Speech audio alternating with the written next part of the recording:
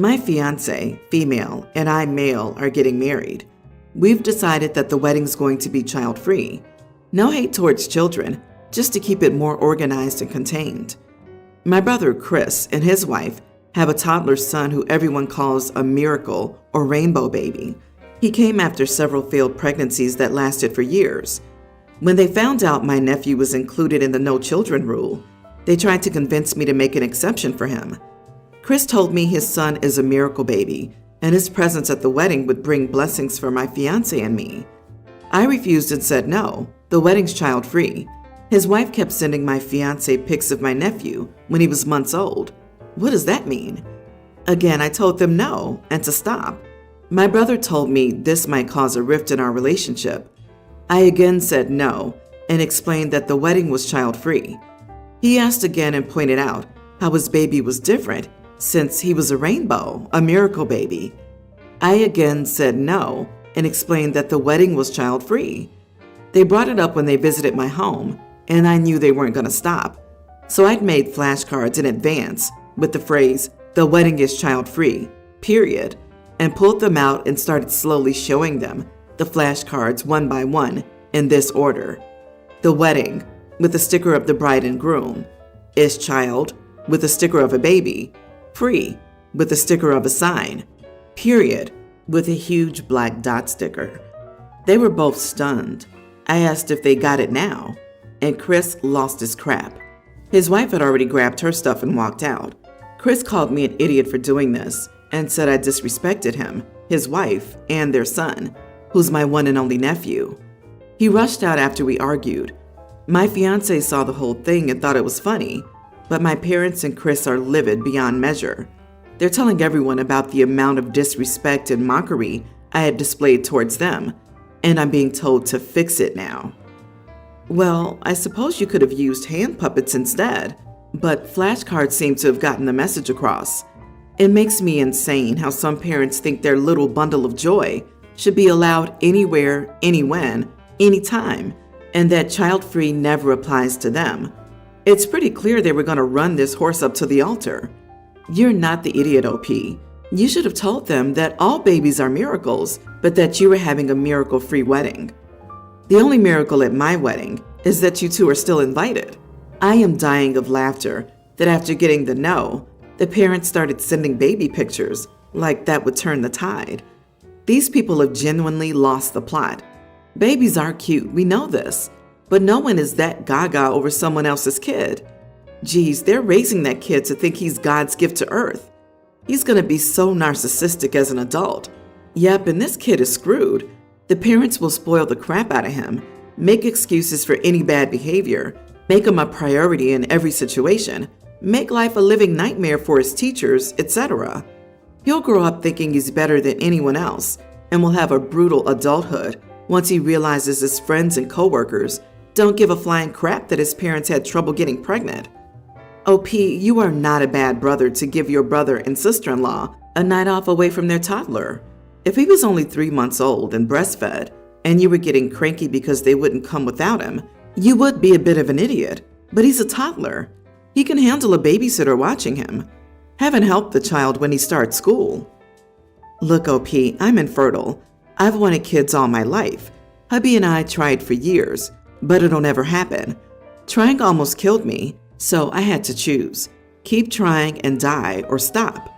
I would have loved to help hold the flashcards for you. Heck, I would have gone full-blown interpretive dance for you if that's what it took to get through their thick skulls, that the wedding will be child-free. It's your wedding, your rules. I'm probably going to get an incredible amount of hate for what I'm about to say, but I truly cannot stand my husband's niece. She's becoming a teenager next week, and she is hands down the most entitled brat I've ever met. However, with that said, I'm fully aware that it's her parents' fault. She's autistic and was raised in the worst way possible. Example, being told that she can do no wrong, and she's been raised to use her autism as an excuse for everything she does. Like if she lashes out in anger and hurts someone, it's fine, sweetie. We know you can't control your outburst. Or if she gets something for her birthday that she doesn't like and throws a fit and/or breaks said item, well, she didn't like that. You guys should know her enough to know what she likes and doesn't like. She even lashed out and hurt my son once for no reason. He was sitting on the couch, they're the same age. I told my sister-in-law that she kept trying to hit my kid, and this girl said, "I didn't try to hit him, Mom. I did hit him." My sister-in-law starts laughing and goes, "Well, at least she didn't lie." Needless to say, we only see these people once a year because screw all of them. I have a guitar that I was given by my chorus teacher when I was in the 9th grade. I grew up poor and my chorus teacher was phenomenal. He knew I was interested in guitar and gave me his because he knew my family couldn't afford one. It's old, battered, and worn. It has plastic strings. It won't even hold a tune because of how warped it is, to be honest. It's just a crap guitar, but I still have it regardless. It used to be nice, but it spent years without a case and getting banged up by my kids, dropping it, and whatever else. I have since gotten 5 really nice guitars and do not use my old one, and my kids all have their own guitars now as well. So mine hardly gets touched but once a year, if that. It's collecting dust in a corner as we speak. My husband's niece has always had her eye on it. She actually is incredibly smart and musically inclined, so the first time she picked up a guitar, she could keep up with the rhythm and learned the notes almost immediately. My sister-in-law called me last week and said that she's strapped for cash following medical bills. Her husband broke his back. She was distraught because her kid wasn't going to get anything for her birthday on Saturday and asked that I give her daughter my old guitar so she at least has something. I immediately said no. I probably wouldn't even notice it was missing, honestly, but the idea of giving this guitar away to a destructive, entitled child is not something I'm willing to do. The entire family's basically saying I'm an idiot because I don't even touch the guitar. Edit. We weren't invited to her birthday party, so we had no idea her birthday was coming up until my sister-in-law called asking for my guitar. Not the idiot. Entitled child or not, strapped for cash or not, relative or not, you are not obligated to gift anything. Anyone suggesting that you are the idiot is welcome to gift or something out of their pockets. And I sincerely suggest you hide it ASAP before they come over and claim it for themselves, or your husband gives it away. It seems like you're struggling with some guilt or unsure feelings because you recognize that the guitar has no literal actual monetary value, but you spent time here describing where it came from and how much it meant at the time. So I'm here to tell you that sentimental value is value, and you don't have to feel bad about refusing to give it up.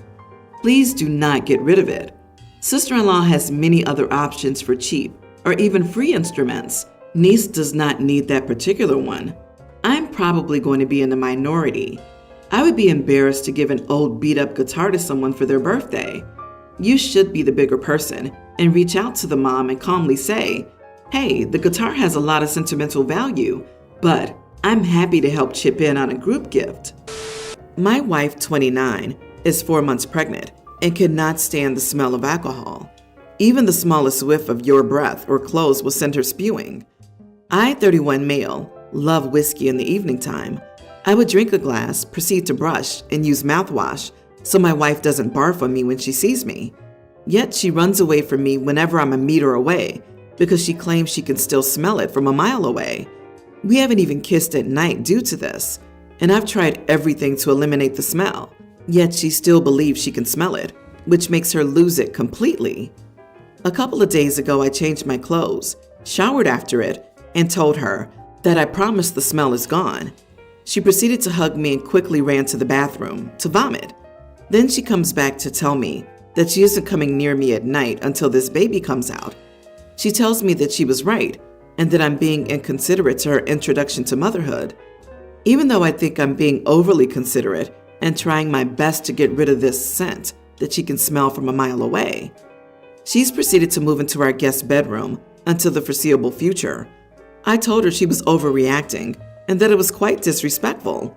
She told me that she isn't trying to be any of those things. She just can't stand the smell of alcohol. Am I the idiot? Info. Why are you more dedicated to your nightly drink than your pregnant wife?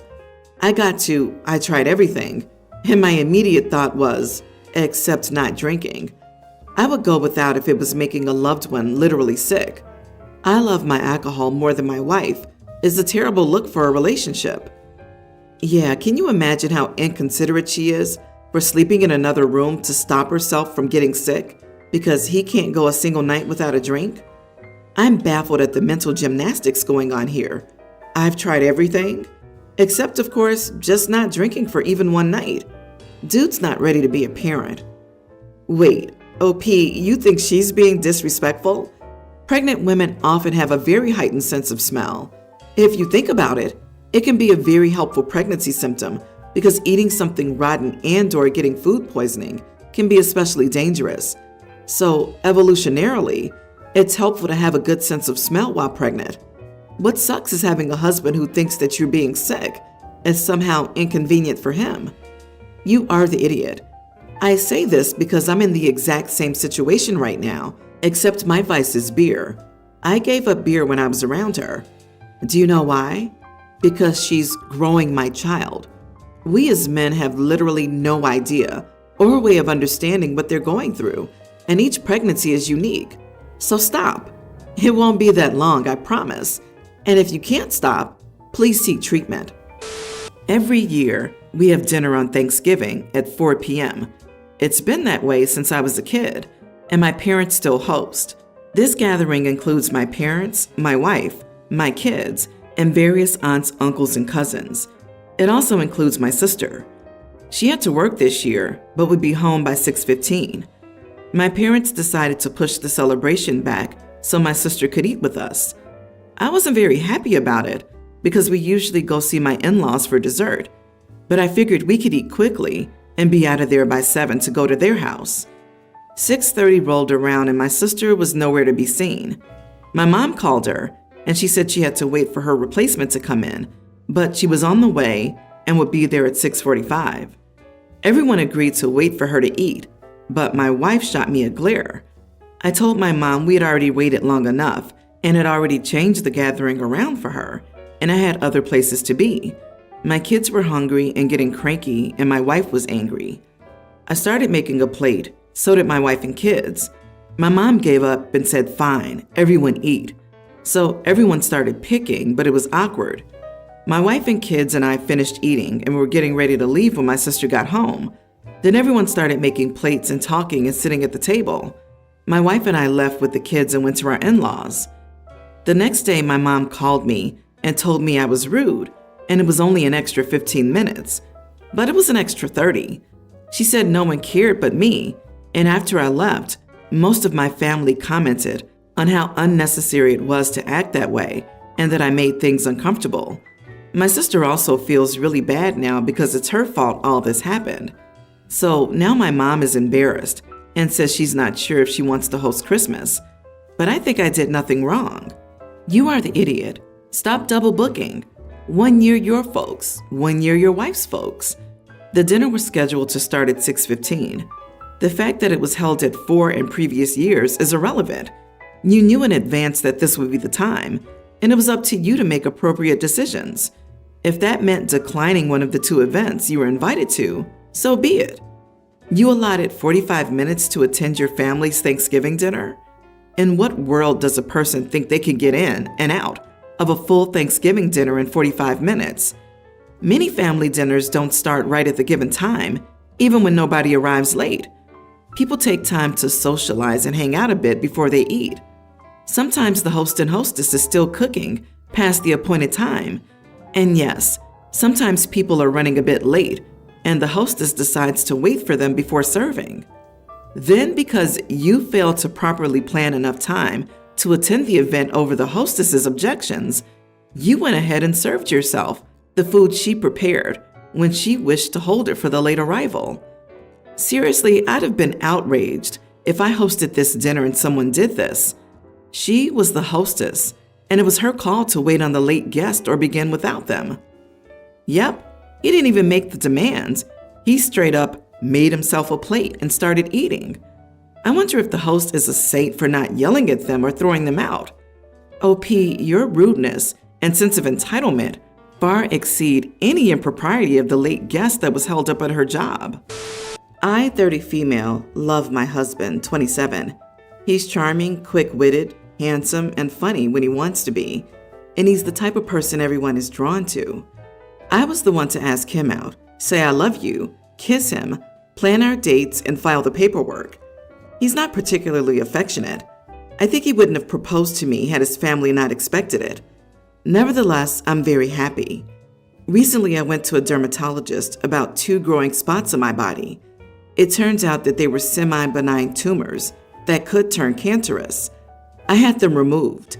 I asked my longtime friend, Amy, 30 female, to support me, as the surgeon required someone else to take care of me. Amy's a very touchy-feely person, and we're basically sisters. I felt that I needed affection. I did the surgery on a week when my husband would be away, and it went smoothly. My husband noticed the bandages yesterday and asked if I got hurt. I had to tell him the truth and told him that it was a small operation. He said it was cruel of me to ask Amy instead of him. I told him I didn't want to burden him, and he got even more irritated. My parents heard about this and told me that I did the right thing. But when I told my friends, they said it was an idiot move, especially Amy, who took a day off to help me. Hold the phone. You didn't even bother telling him? You are the idiot, OP. You probably shouldn't be married if you can't trust your spouse to care for you or be there when you need surgery. That first paragraph is confusing, LOL. So you love your husband, and he's all these amazing things, but he also puts no effort into your relationship and doesn't want to marry you? What? I comfort my husband. He's kind of like a fancy ice cube. Beautiful, refreshing, but cold. He sounds like a trophy. Really weird and unhealthy that you don't feel like you can tell your husband about an operation you're having, regardless of who comes with you or not. Since I don't understand your relationship at all from that first paragraph, I have no idea who's out of line here. I don't think you're an idiot for asking your friend. She could say no if taking a day off was a big deal. Sometimes you just want a close friend, especially if your husband isn't naturally a great caregiver. All of that said, everything you mentioned sounds like a one-sided relationship. This was one time you really needed your husband, and you didn't feel like you could rely on him. Not being super affectionate doesn't get you a free pass not to be a kind human being. Why can't you speak with your husband about your health? My husband finds anything emotionally burdensome. I was really scared and I wanted to be comforted. So I picked the person who could come and would comfort me, Amy. I would have picked my mom, but she's getting up there in age and can't drive 5 hours to take care of me. Same for my dad. You don't say that he loves you. Funny when he wants to be. Yikes. You're the one doing all the emotional labor. He's mad because you made him look bad by asking your friend, who's all the things he's not. He's mad about his image. He's not remotely concerned about you. Please pay attention to this, and please do not have any children with this person. Not the idiot, but you're married to someone who sounds narcissistic. Seriously? OP says he hates all of her friends, including Amy.